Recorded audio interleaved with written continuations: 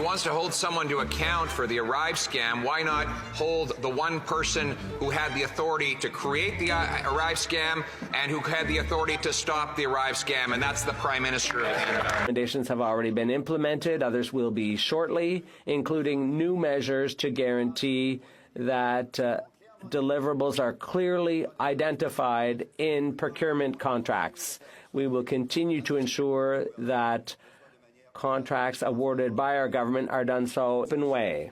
Crisis of doubling housing costs and 22 million people forced to food banks, the Prime Minister could have followed our common sense plan to axe the tax, build the homes, fix the budget and stop the crime. Instead, he blew over $60 million on an Arrive scam app that we didn't need, didn't work, sent 10,000 people erroneously into quarantine, losing income, all the while the thing costed 750 times more than the Prime Minister promised.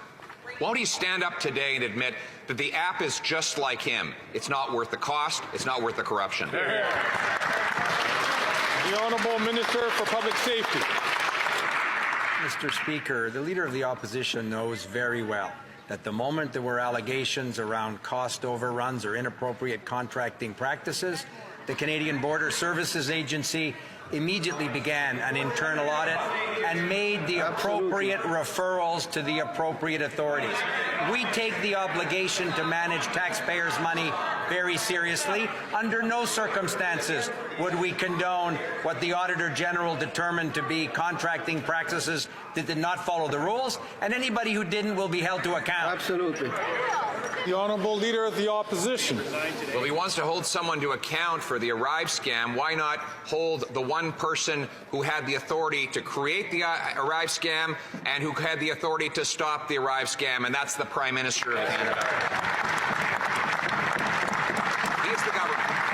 This was a government program we warned wasn't needed, wouldn't work, and now we know it went 750 times over budget. 75% of the contractors did no work at all, but they did buy whiskey and other treats for the top Liberal government officials. Again, won't the Prime Minister admit the app is just like him? Not worth the cost, not worth the corruption. Thank you, Mr. Speaker. As my colleague from Public Safety said earlier, we would like to thank the Auditor General and welcome her recommendations on the Arrive scan application. Some of that report recommendations have already been implemented, some will soon be implemented, including the introduction of new measures to ensure that tasks and deliverables are clearly defined in future professional services contracts. We are committed to continuing to ensure that contracts are delivered in a fair, efficient and transparent manner. And again, the Prime Minister is hiding under a rock, refusing to stand up and explain himself after he blew $60 million on this Arrive scam while Canadians cannot afford to eat, heat or house themselves. This scam involved taking money that could be used for border security, like scanning the 99% of shipping containers that go without any inspection from our ports with stolen cars, not to mention other things that Canadians could have done with that money. Instead, it stuffed the pockets of 75% of the contractors who did no work. Again, will the Prime Minister admit that the Arrive scam is not worth the cost and not worth the corruption?